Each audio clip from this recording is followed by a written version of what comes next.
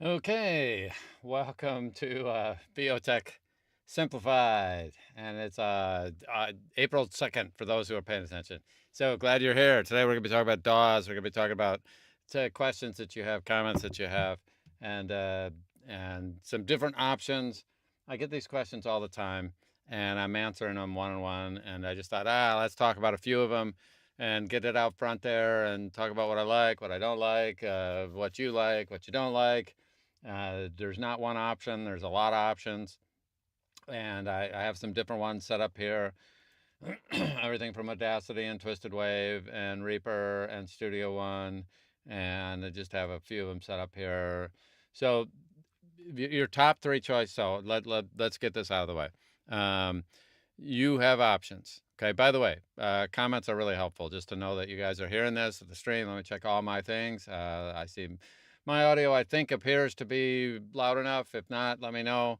If you're watching this on YouTube, that's fantastic. If you're watching this on Facebook, that's fantastic too. It's always helpful if you go over to YouTube at some point, watch it there, or let it play there. All right, so I got a comment here. John, thank you. Victor, thank you. Okay, and what I really should do is I'm going to go put in the live stream, close that, throw that over here in the comment here. You can watch that if you want. You can run over there to YouTube. I just threw that. Oh, that's not right, I don't think. That's not right. And that was close. And in theory, why did I do that? I'm going, because I do that. Let me hold that. Yeah, you think I would get this right. Let me see if I can delete a comment. I don't even know if I can delete a comment out of there. If I can take that one and say delete, I can. I guess I can. All right. Let's try this, see if that works. No, that does not copy there. Why is that not copied? All right, well, if it won't copy, then it won't copy, but I'm going to try one more little thing here. Get this guy over here. Get this guy over here, make it bigger. And we'll make this guy bigger. All right. Anyway, you can go over to YouTube and see it as well. But it says it's copying it, but it's not. And it just does not want to do that. And no, it won't. Okay. So we'll do that later. Anyway, it's always live on YouTube. YouTube's a lot better in terms of finding things later. So we're going to talk about DAWs. And Reaper's cool. I pay for Reaper. I pay for Twisted Wave. I pay for Audition. I got all these. I don't have Audition on this machine. I have it on my Mac. But let's talk about your top three. Then let's talk about your options. And then we can have a discussion about why I pick what I pick. And hey, Jennifer. Hey, Victor. Hey, John. Yeah, welcome. And we've got Colette, Romick, Larry, Victor, John Walker, Jennifer. All right, fantastic. So my favorite stuff here, Reaper's here. I pay for Reaper. I don't use it on a daily basis, but I do use it. I'm testing things all the time across a bunch of different DAWs, and I have people transitioning from one DAW to another. And therefore I follow what they're doing. I have the latest version of Reaper, 7.12, best I know. Maybe there's another version since I downloaded that one. Twisted Wave, I have the version that's the Windows version on here, just because it's easier to show this here. This is the latest version of that. I have the latest version of Audacity here, and it's absolutely the latest here. I have the latest version of Studio One. So I have Open Audio. There's something else, WavePad. Anyway, I do tend to, it's amazing how often I'm checking something and going and seeing, what's somebody doing now? What's the latest thing that they're doing there? What's the cool stuff that people are doing? There's a lot of cool stuff happening in the DAW space. But at the end of the day, you're going to come down to probably about 3 DAWs. And these are the 3 I recommend. Audition, Reaper, and Studio One. Now, are there other DAWs? Absolutely.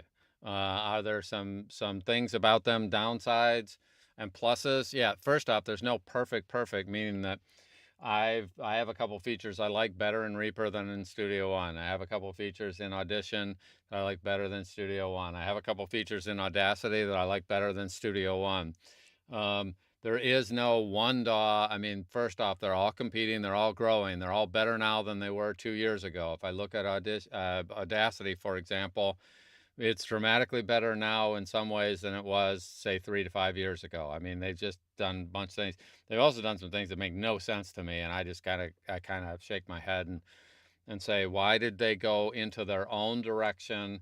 Well, I know why they did, but they did something that they had multiple. They did what everybody else does, and instead of having one file, they had multiple files. But that meant people lost some stuff, and they had enough complaints that they made a decision. We're going to try to remedy this, and then what they did, to me, makes no sense. It ends up, yes, solving one problem and creating others, but that's a choice.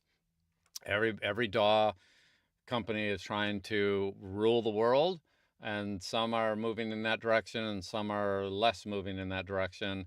So they're all competing, and so that's a fantastic thing for all of us. I'm always happy when Reaper comes out with something that Studio One doesn't have, because I know Studio One developers are looking at the cool stuff that comes out in Reaper and Audition and Audacity. And I mean, they have a team of people that are tracking all of them. And I don't want these people that are in whatever DAW I'm using to sit around and rest and kind of go, cool, we got this thing. We don't need to do anything else. It's one of my complaints about Audition, by the way. Audition is big and popular in the voiceover arena, but I actually can tell you that I don't think that they would be a big deal if people were starting today and evaluating from scratch. And the simple reason is, I don't want to say they don't care, but if you look at the Adobe homepage, and if you look at the Creative Cloud, Audition is not featured on either of those two pages. Those are their big deal. Those are they put things on their homepage that are the most important to them, and they believe will drive revenue to them. Audition can be found, but you have to dig for it, and they're just not investing a whole lot of money in it anymore. The Audacity team, the Reaper team, even the Twisted Wave, with a single guy, that guy's doing more than what Audition is doing, Adobe is doing. It's just not a priority for them. So while I like Audition, I think it's solid. I don't see them, they're not moving forward with it at anywhere near the pace of the other products. And I believe most people, if they were starting out today, they would not choose that if they really got a good evaluation on what else they have options for. So minor downsides. Audacity's putting everything in one file. That file's massive. Memory, when you go to save, it can take a long time. It's also something that nobody else is doing. They're doing their own proprietary format, which is good, bad, and indifferent. But the thing is if your Audacity file gets corrupted, there is a utility behind the scenes that if you're geeky enough, you can go get it. That'll help unpack that. And they are saving, they're doing some funny things in terms of packing all audio within one file, so that file can get to be massive under some different circumstances. The only reason this tool does well is because it's free and been around for more than 15 years and has some momentum because of being around. But man, McDonald's is around for a long time too. I like quarter pounder with cheese a couple times a year. Love the fries. Not my destination restaurant as far as if I want the best burgers going around. That's not the place I go. If it wasn't free, the minute this goes to be $25, its market share would, in my mind, would drop dramatically once somebody evaluated what is available for under $100. When you have the options you have for under $100 these days, and if you're doing this professionally, meaning you aspire to earn money from it, by spending $100, you can get things that are so much stronger. It's kind of crazy. But most people who have it for free don't know. There are people successful with it. A lot of those people have not spent a whole lot of time with the other DAWs. If they did, most of them, it's a one-way street. When they evaluate the other tools, they don't go back. You are going to hear most of the people that are using Audacity have not spent a whole lot of time in the other DAWs. There's a couple exceptions to that, but it's a really small world there. It gets a bunch of things because it's free, but it costs you in terms of safety. In terms of the punch and roll was not built in from the beginning, so they kind of hacked that together. That's always a whole nother side discussion that I'm happy to have. We'll see. Yeah, I did talk about it. I'm talking about Audition. And then Audacity is destructive. If you punch in right here at this point, it's going to blow away the rest of the track. It was not designed with punch and roll in mind. It was designed for just a linear recording, and that's fine. But as you go through and learn more about the other tools, the more advanced DAWs just blow it away in terms of two things: safety, audio quality. I'll go three things. But audio quality, safety, because in the background they're doing some smarter things instead of packing it all in one file, and then ease of use, easier, better tools. The quality of the tools in here, a lot of them are written by people that were not the best audio engineers in the world. They were not bad, but you know, for when it's all a whole volunteer workforce, that can work really well. But in this case, the commercial ones were where the payroll for the team that's working on some of the better DAWs is into the millions of dollars a year. They can just afford some world class mathematicians who are audio specialists. So that's a different thing. So anyway, there's nothing, this is an okay, but I don't even recommend people start with it because one, they do more work than they do in the more advanced DAWs because, you know, there are some details in the background. I'm happy to talk about that for those. The more you study it, the more you look at what's available, the less likely you are to use that product. Okay. Twisted Wave, same thing. Only even more so. I don't even understand anymore. People, they recommend this as simple, and I just don't understand it. One, it's destructive. Two, the punch and roll has all sorts of things. It was bolted on afterward. It wasn't designed for punch and roll. Single track. There are some huge advantages to having multiple tracks available for organizational purposes and productivity purposes. And while this absolutely does work, simple things. If you do use it on the PC and the Mac, you have different utilities because what they did was they kind of cheated, but smart. They leveraged the tools that came with the Macintosh, but that also means they don't have control over them. A simple example: the limiter that it uses is on the Mac, or you have to get third-party limiters. The better tools have that stuff built in, and those developers take responsibility for the quality of them. I'd rather have someone responsible. The Reaper developers, they do their limiter and they take responsibility for it being a great limiter. And that's kind of one of the things here is, you know, they depended on some of the Apple stuff, and when you look at it and the quality of it and how quickly it moves, you kind of shake your head in terms of some quality things. That doesn't mean you can't succeed with it, but you still do more work than some of the better tools. And I'll look at um, you know, so bottom line is that it can work. I know some people very, very successful with it, but I think there's just much better all things in 2024. People that are starting new and people that are already doing it are going to end up in one of the better tools ultimately anyway over time. And then there's one little thing that I just kind of shake my head about. If something happens to me, hey, COVID, or hey, who knows? I get hit by a bus. Okay, grumpy old men. If that's an old movie, but you get hit by a bus, whatever, get COVID, get whatever the next one is. Okay, I'll have the bat flu or whatever it is that comes along, and I get this, whatever, or I want to retire. This whole thing is run by one guy, and people talk about that as a win, and I go, you know what? If I'm using something professionally, I want to make sure that the darn tool is going to be around in 2 or 3 years in case something goes wrong. And there's operating system updates that are occurring at a rapid pace due to security concerns. The Windows is going to continue to evolve. The Mac will continue to evolve. They have no choice. And I know people like staying back a year or 2 or 3, and that's fine. But man, security, and with AI tools where people can find security holes, that the hackers are using AI to go probe and look for security holes. And hopefully whoever you have that is running the DAW that you're using, that they can respond in some sort of timely manner because there's security stuff.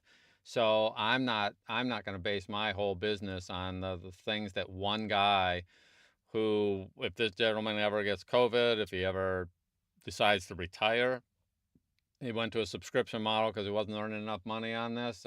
Everyone could go to a subscription someday. Currently, that's not the case. Could happen. So bottom line, I don't like putting my eggs all in one basket with one guy. Yes, he's really responsive, but if there's a security risk and there's other things going on, yeah, he might respond quickly. He might not. So happy to talk about that. And I do like, so I'm looking at the comments here as far as Adobe Audition.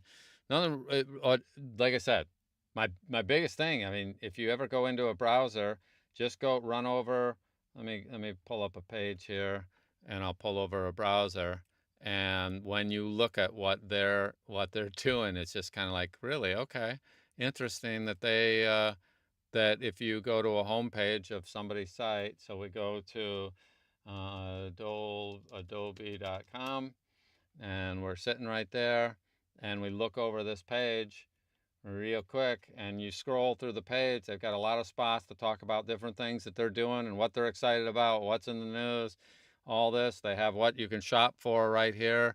You do not end up seeing Audition on this page. So hey, maybe it's in the Creative Cloud. It's just not in shop for. So hey, maybe it's in the Creative Cloud. What it is. But then when you look over the things that they have, hey, explore most popular apps and all this, and you look through, they have 6 spots here, and none of those are Audition. What does that tell me? I don't want to say they don't care. It's just they don't think it drives enough revenue for them to have it up here, because they have things up here they believe you and I will invest in.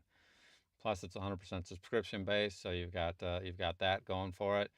And I just don't see them putting money in it. I've been watching them for the last 5, 6, 7 years. It was big in the radio days, but hey, how many of you are listening to radio these days? And even those, a lot of them are not using it, but it had great momentum, has a great fan base, has a bunch of people that are really great that use it. So I don't think it's going away. It'll slowly die off at the rate they're going. The other DAW people are just moving too quickly and making too much effort and spending too much money and time. So I'll be really shocked if it's, first off, they could change their mind. They just haven't done anything like that makes any sense. Like, you don't see any indication of it right now. So this will work. Also, if you look at the Facebook groups, just the numbers of growth, this product isn't growing. The Audacity group continues it'll continue to have people that start with it. But if you look at the groups, I mean, it's not massive. It should be about 10 times what every other DAW has, because it's free. When you're giving away stuff for free, then you should have insane numbers, and it just doesn't. The Studio One group's as big as the Audacity group, and the dirty secret in a bunch of the groups, all groups, not all the group members are still using the product that they joined the group for. Simple example. I'm in the Audacity group, but I guess I don't really count. There are thousands of people that are in the Audacity group that have moved on and are using Reaper or Studio One or something else, but they started with Audacity, so they joined that group. And then, I don't know, on Facebook, for example, nobody, I don't know, very few people get out of a group. They just ignore it. All right. Some people do clean out their groups. Most of the time, they just ignore it. And therefore, it doesn't matter that they're a member of group A, B, C, D. They only go to group A or B, and the other ones are there in the background, and they could go back someday. They always, I mean, I don't get out of groups, so I'm in groups that I haven't visited in 3 years. Okay. And most people are like that, which means the numbers in most groups are inflated higher than the actual utilization of them. So it is important. But yeah, there's 4,300 people in the Studio One group. There's 1,800 people in the Twisted Wave group. There's 1,200 people in the Reaper group. If you go down to things like Oaken Audio, there's 100 people. Logic has 300 people. And even that, I mean, you look at it. So community support is important. So some things have much more community support than others. All right, let me And let me look at the questions in here. Audacity is still destructive. Yep. I have a hard time for it when I decided to describe. I didn't know which cloud to buy for it. Yeah, well, so Keith and Vivian, I don't know which one you are. Um, that's just because it's not a priority for them anymore. They would make it easier to find. They really don't think. And then plus it's a subscription, which just went up to, I don't know, $30 a month for most people. You might have gotten a deal on it for $30 a month. I mean, Reaper's under $100. I think it's $60. Although, by the way, and of course, I always find this kind of a little bit funny. Reaper's $60 for, but if you make $20,000 a year gross, then they really want you to pay the 2.25 for Reaper, and you should. I mean, it has nag screens, so people go, oh, it's free. No, it's free to use for 60 days. That's their terms. And anybody in the voiceover business that's not willing to pay for their DAW, I just think, really, other people could steal your voice and use it in other contexts, and just don't. If you're not paying for your tools, oh, I'll pay for it someday. Makes no sense to me, because then somebody else says, okay, well, you recorded a commercial and we're not making any money, so we'll pay you after we make money. I mean, you didn't write the commercial. You're reading the commercial. You're performing the commercial. Maybe nobody wants their product. Okay, so and the best feature of AA is a spectral view. Yeah, I wish Reaper had that, and I wish Studio One had that. Although, stay tuned. someday.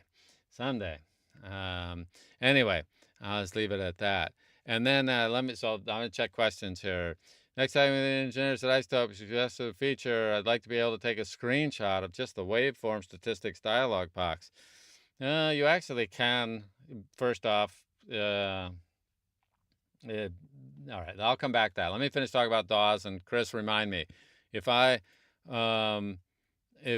plus, add why do you need a screenshot of that, but you can take a screenshot of it both on the Mac and the PC.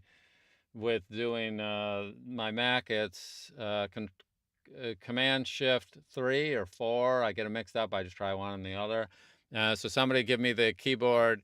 Audition is under $25 a month. Okay, so $25 a month, and then Reaper Studio One, or the Studio One version, $79 with the deal we get from it for and it is $30. It just depends on how you get it. So Victor, you are right.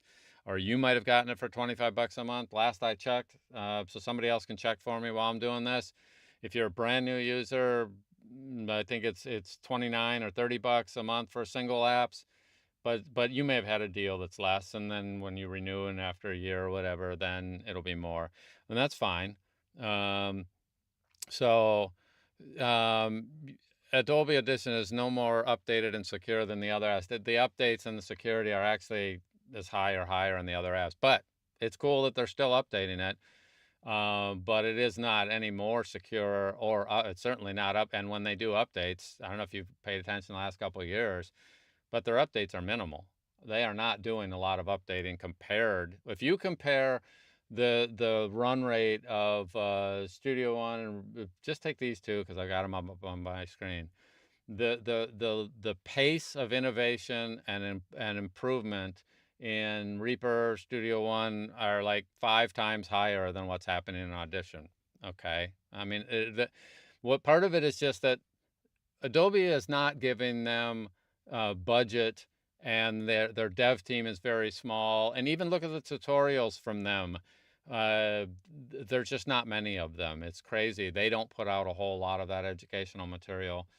That doesn't mean it isn't available, but they're not.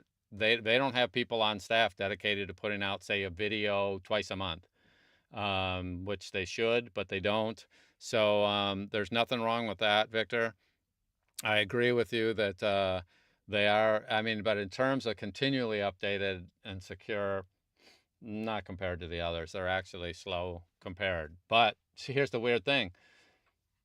Most people are not tracking all the DAWs to have a relative sense of what everybody is doing.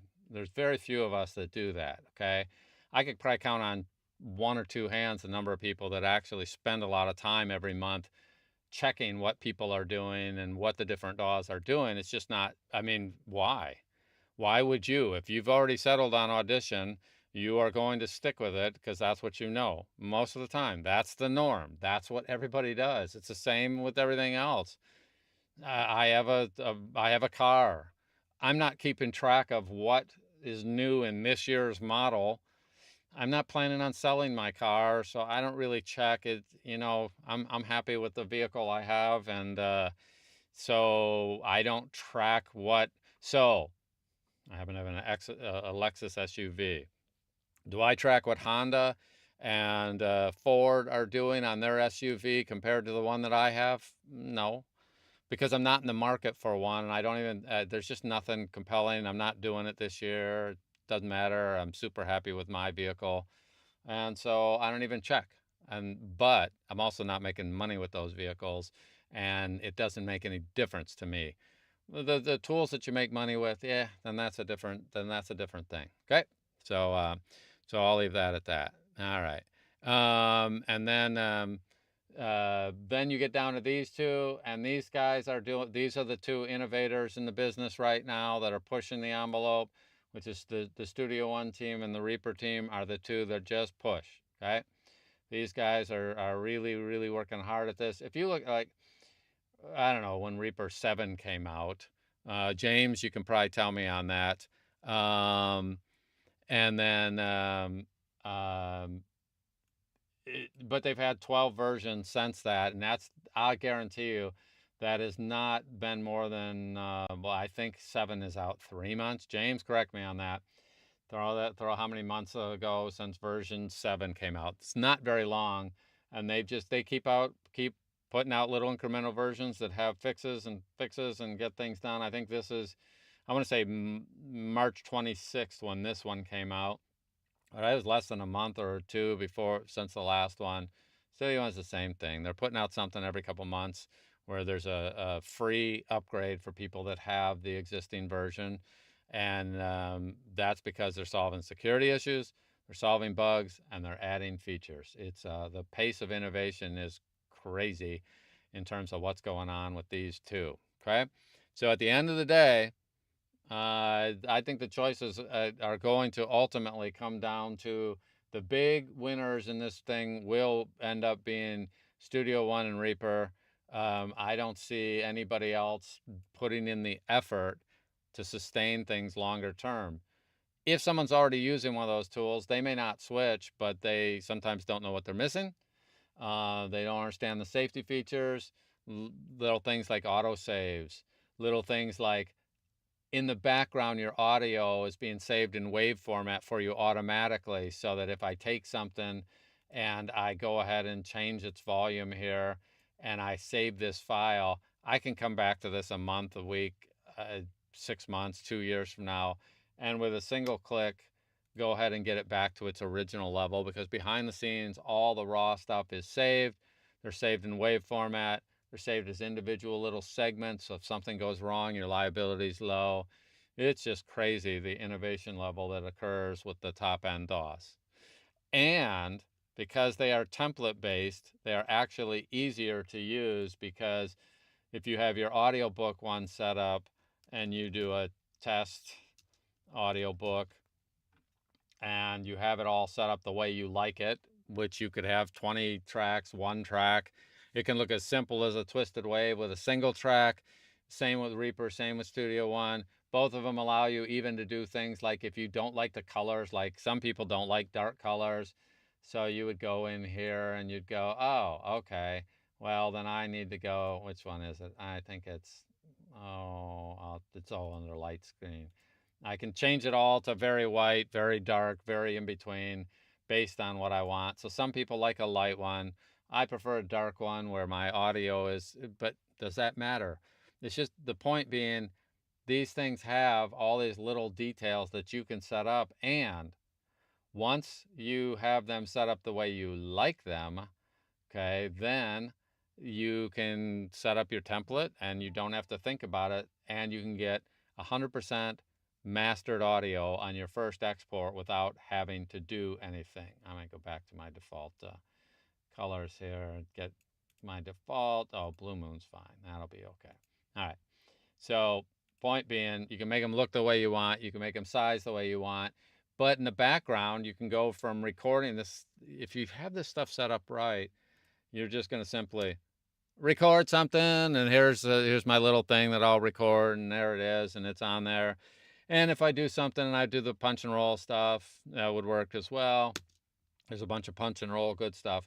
But if I master this audio by exporting it, then without doing anything, there's my little file there, and I'm going to drag it back in. And when I put this in here, and I do my little clicky here to make them the same height, you can see this one's taller, this one's mastered, and I throw this into RX, and I measure it as well, and I'll say no to that.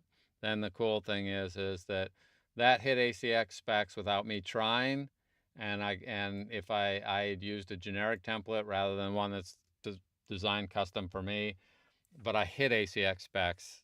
That was my mastered audio. So anybody that needs, and the tools that are in the background on these advanced DAWs are just at a different level than what's available in some of the other tools. All right, let me look at questions, comments. So James is telling me 2 months ago for the version 7. So the Reaper team is doing all sorts of good things. Yep, and you can make Reaper look like Studio One. I always think that's kind of a silly thing. Number one, skins can have bugs in them, so therefore it doesn't make sense to me. If you want Studio One, use Studio One. It's still it's just a better experience. Just because you can make another one look like it, that doesn't mean it is it. And there are some good reasons to do that. Now, I don't like the one of my complaints about Reaper is because you can customize so much, including the skins. The Studio One team takes control and responsibility for the details, like the interface, and nobody will appreciate it. But even when you get into the color picker stuff, this is so well done. It is crazy, and nobody will appreciate it when you want to do custom things. But the interface, and I can show somebody who really wants to know, because they took responsibility for this color picker, it's done at a level that almost nobody else does. Even the graphics programs are not as extensive. They I don't know, they spent a couple $100,000 with a couple developers to do some crazy stupid stuff. It's nuts, the amount of time they spent doing this. And if I went through the details, you'd just be like, why did someone go through all that trouble? Because they wanted to. And I'll talk about that if anyone really cares. All right. How about SoundForge? Not even a rounding error in this. There's not a rounding error in the voiceover world for SoundForge. So community support, almost none. It's not bad, but it's not supported. The dev team. So that's when one of the better tools, Reaper starts at $60. Studio One can use for $80. And there's 4,000 people in the groups that are using it, and major people who are doing 1,000 books like Heller and Sean Pratt are using it, and thousands of others. When you need support, when you have a question about something, you just have a crazy worldwide audience using some of the better tools. So there's nothing wrong with SoundForge, but it's just a rounding error. Okay. And 6.6 just came out today, and I don't see any features that would apply to VO. One of the things they did in the background, if you have one of their interfaces, one of their Revelator interfaces, they've been adding integration with it, and this is the direction it's going, so that while I can now adjust the gain on my mic directly from within, I can verify that 48 volts is on. I can do some other things, but what they're doing is more and more and more and more. These guys, like this little stuff at the top of these channels, end up being hidden. If you have a Focusrite interface, it'll work fantastic with this.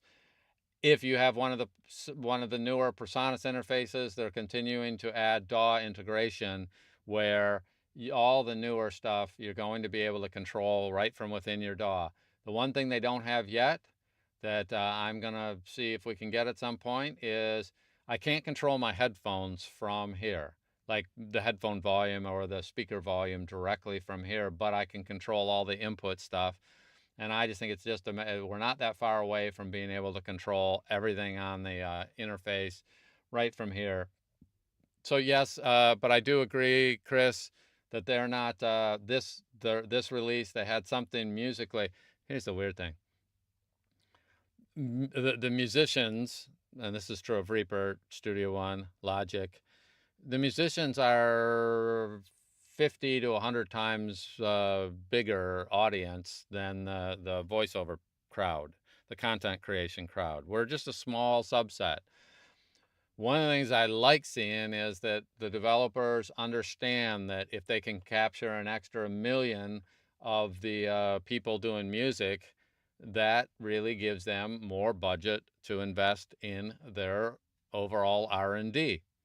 And so the reason that a product like this can be $79, the reason that Reaper can be $60 or $225 is that they have millions of musicians using it. And when you have that big of an audience, one of the things that happens with the more advanced DAWs are the day Studio One comes out, you'll get anywhere between 100,000 and 500,000 people downloading it the same day. What does that mean? It means that, hey, there's bugs in every piece of software that's ever existed out there. That means the musicians will find it about 400 times faster than the voiceover crowd. And that all gets fed back into their system. And by the time anybody in the voiceover world figures out that there's something broke, and usually it's broke at a really deep level because they spend a whole bunch of time testing, but nobody's perfect at that stuff. You end up with it's fixed before the voiceover crowd finds it. I see it all the time. I'll know about a bug and I'll know about it. And 2 months later, it was fixed. And I had one person figure out of thousands in the voiceover world that it was ever a real issue. And usually, if there's something that's not a workaround, they'll issue a hot fix. But if there's a workaround, then they're like, they can work around it. And for good reason, because they don't want a billion versions out there, because support-wise, that's really a pain. Audible switches, they use Reaper. James, that's an old thing. That was years ago, 7 years ago, yes. The question is, how many more offices around the country have switched to Reaper, 7 years ago? I mean, in the last 7 years and in the last 2 or 3 years. So, yes. But that also means, and you can do that with almost anything. You can get an individual or two in a place to do something, and especially if they were reevaluating today, would they choose that? Who knows? Okay. If they do a complete evaluation, maybe. So it is old news on that, but it's not there. What's the growth among all their studios that they have? Are they using it?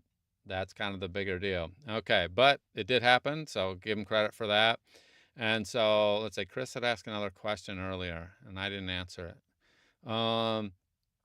Let's see.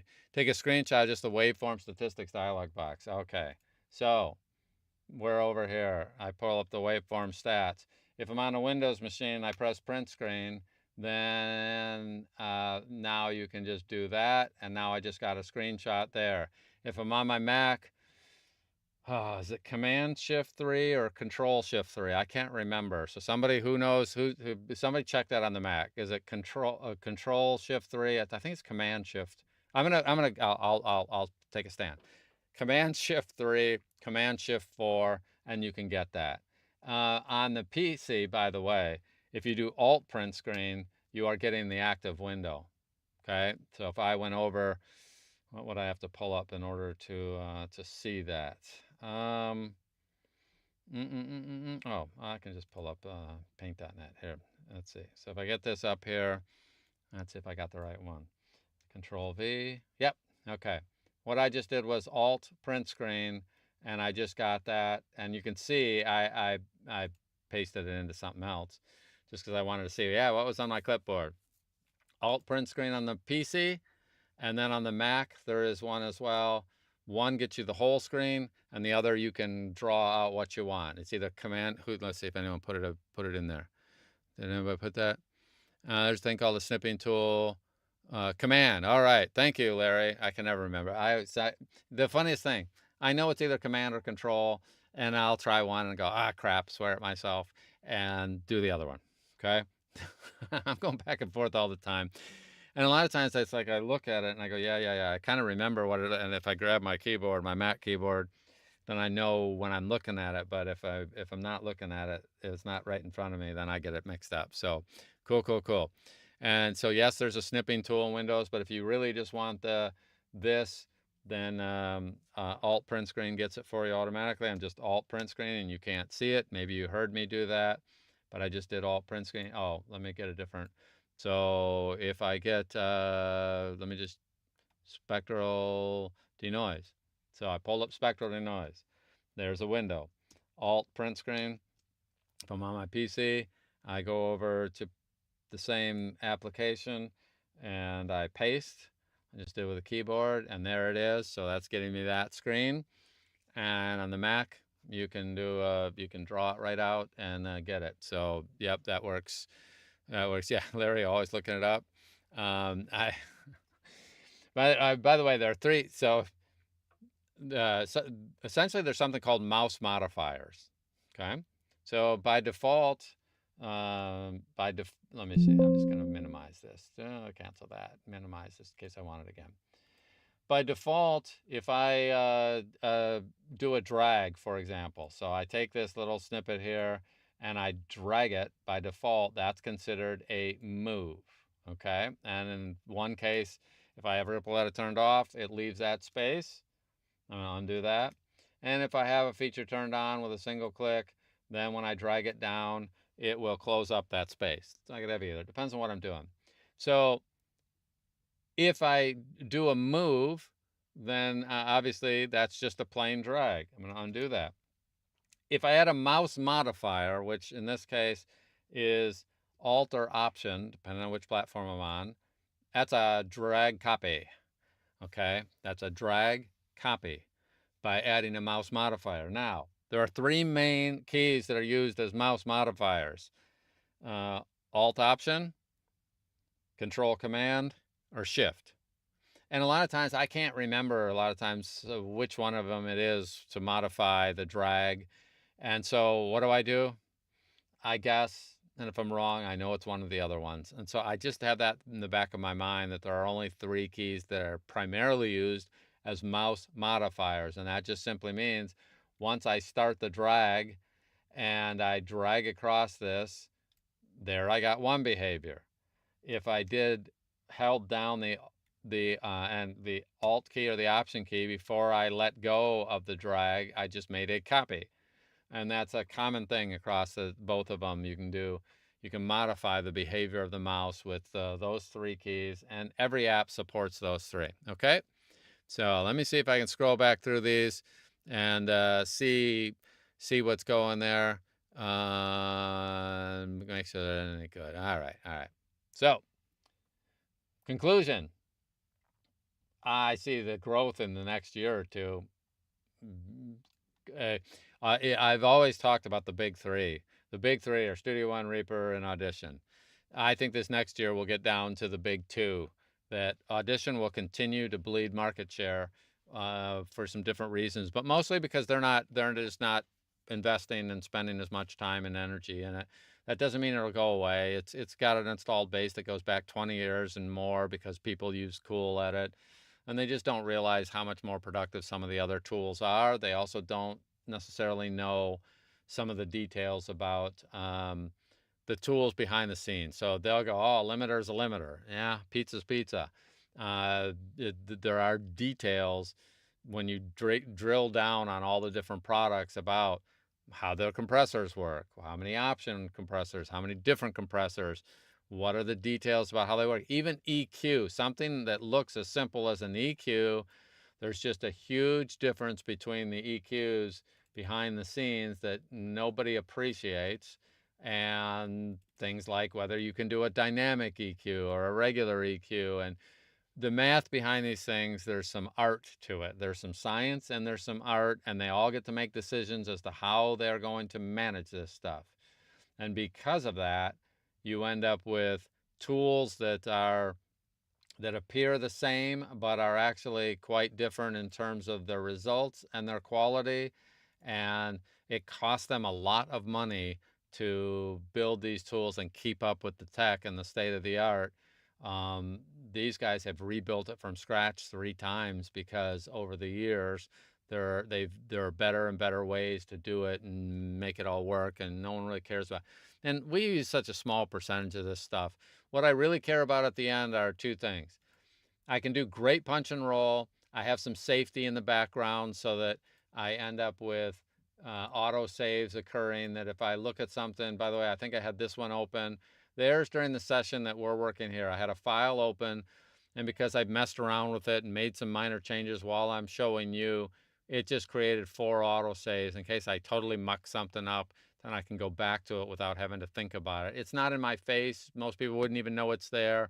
But with a right click, I can get to the autosaves there.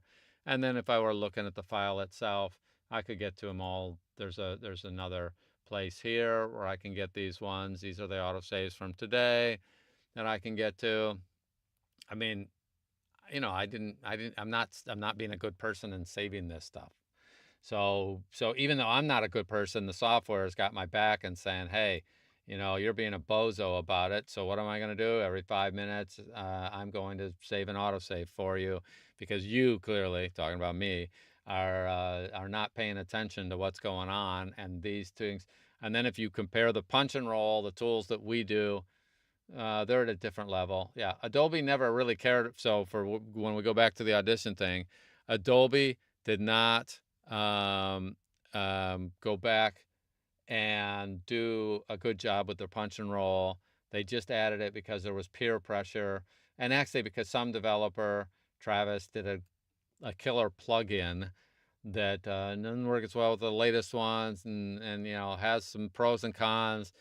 But Adobe should have just done it right from the beginning, but they just didn't. And there's some reasons for that, but that's a whole different discussion, so we won't get into that. But they did a hack job in many ways of the way they implemented punch and roll. And when people really understand what happens with the real ones, then they will end up with one of the more advanced tools. They're going to end up with Reaper. They're going to end up with Studio One. And I just predict by the end of this year, you'll see that there will have been enough of a shift that those two will stop talking about the big three and we'll be down to the big two. And that's just my prediction, and we'll see how it plays out.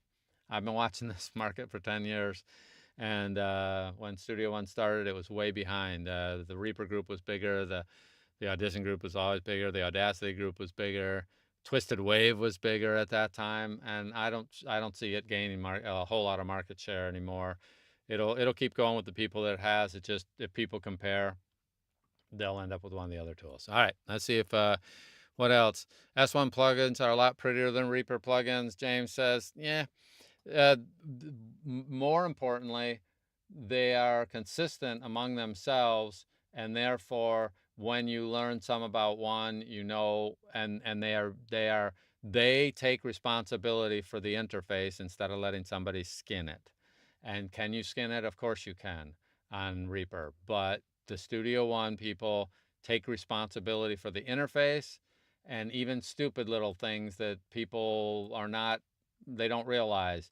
The timeline is a control. I can drag up and down to zoom in and out. I also have all the keyboard shortcuts, and there's 5 ways to zoom.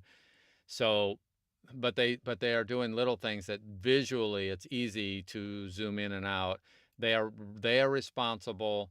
They take responsibility, and it's not just that they're pretty. There's a reason. Ultimately, there's a boatload of tools, and you want users to be able to leverage and use that. If they go into something that has all sorts of other things, all the controls and knobs and layout, they spend a lot of time thinking about, in the context of what we're doing here, how is the best way to do this, and they're taking responsibility for it. And ultimately, that makes it easier for you and me, because you have leveraged learning. If you know how the other things work and you get into the limiter, this will make more sense to you. If you were in the de-esser, these two tools look pretty darn close to each other, where you go from the de-esser to a compressor to other tools. So there's some interesting things about that that are not obvious. The more you study, the more you know. All right, let's see if there's um, any reason to switch from Reaper to Studio One with Reaper.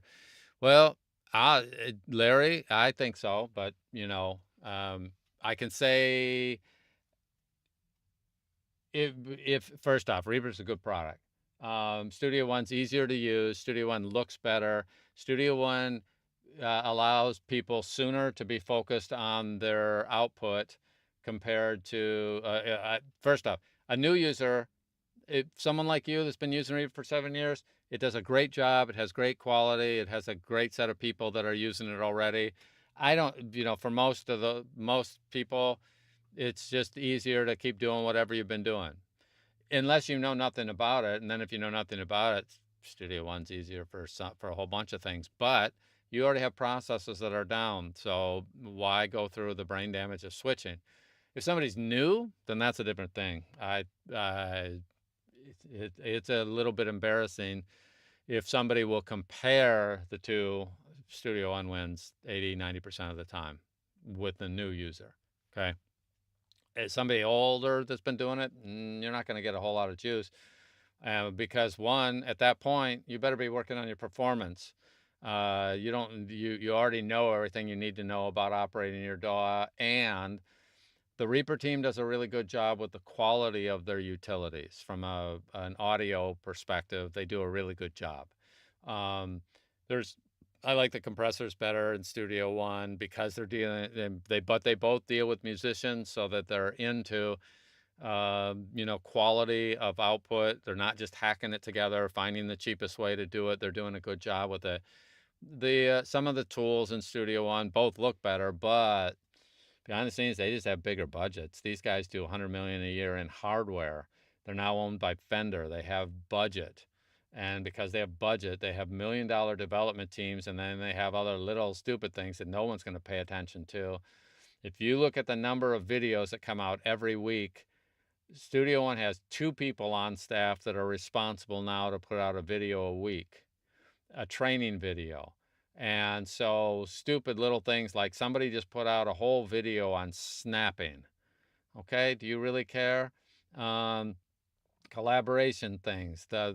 Somebody put out a video on drag and drop, because people don't realize how many drag and drop operations are available to you because they just don't know. So they have 2 people that are putting out videos every week, and these are paid staff. I don't think they're on staff in terms of like they don't work from the Personas offices in Germany.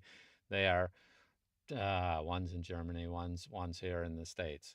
So, and they have a third guy who's just responsible for putting out content like twice a month that's blog oriented, that's written. And someone says, hey, that would be a great thing for a video. And he's like, yeah, we already have 2 people doing it in video. This guy's responsible for doing it, creating educational stuff for people that just want to read and look at screenshots. And there's a set of people that's what they want.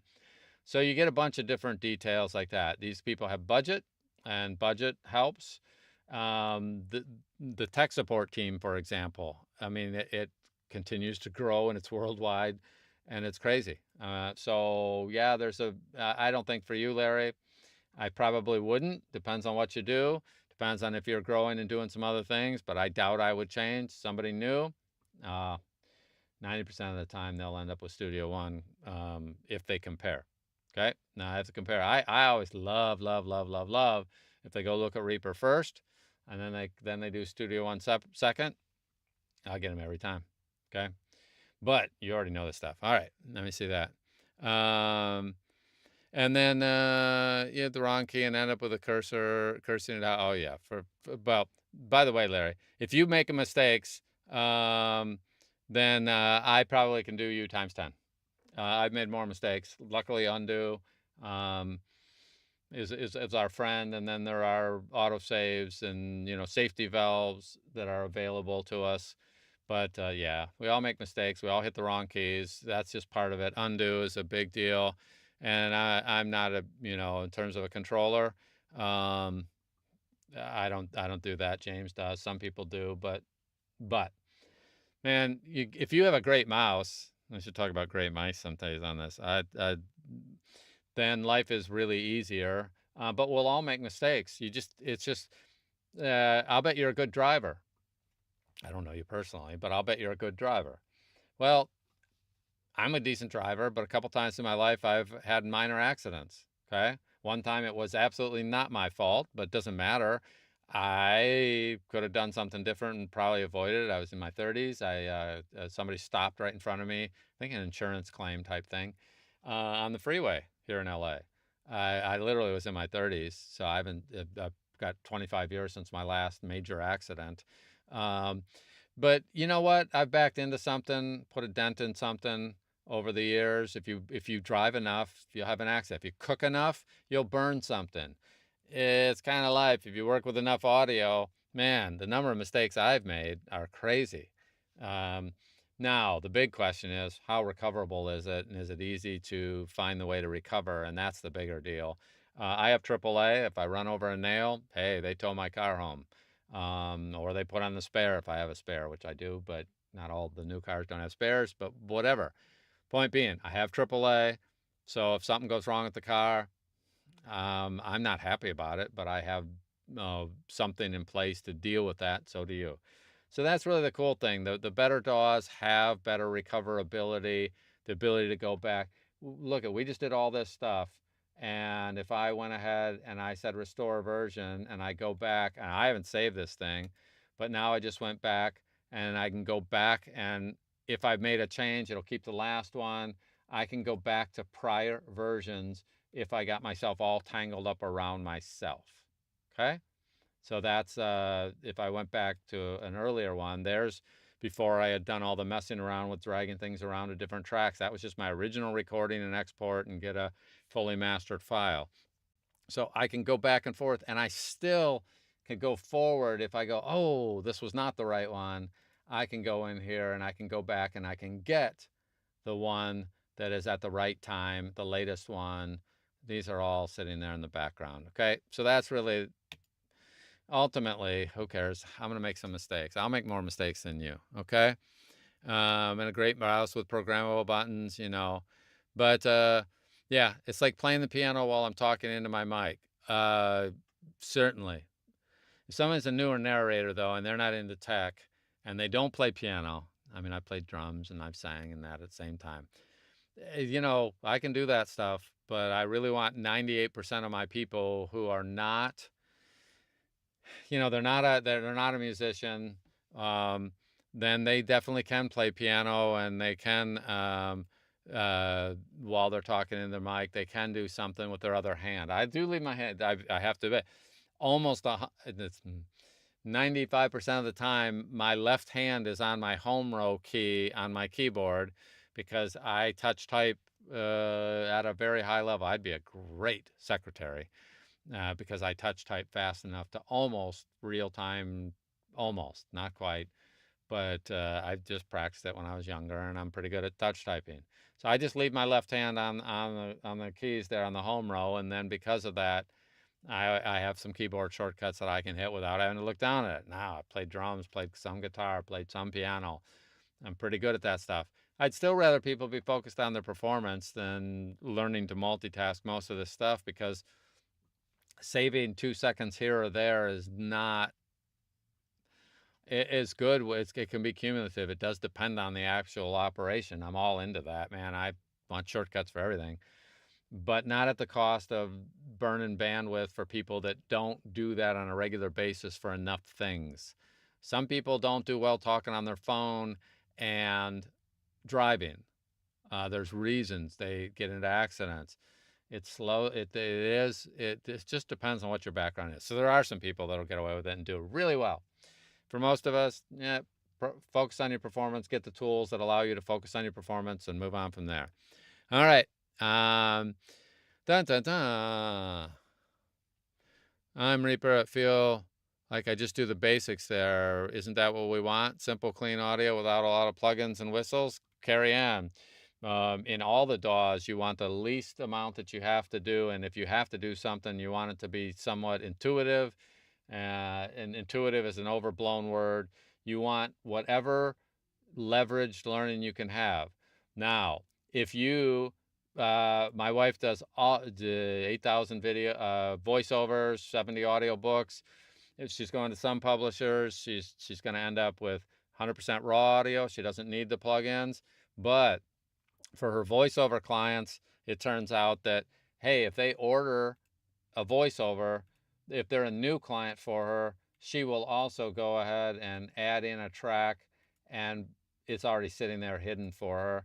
She'll add in a track and send them not only the raw, but she will send one that's fully produced if they're a new client, and it blows them away because she has everything already preset ready to go. She can send them one fully produced, and she'll send them one that's fully raw, what they ordered, and she'll send them one that also has music or background or ambience or whatever it needs to sound like the finished product. And she just says, hey, first time client, this is a context version. Want you to hear how it's going to sound with music. I know you'll have your own music, but here it is in context.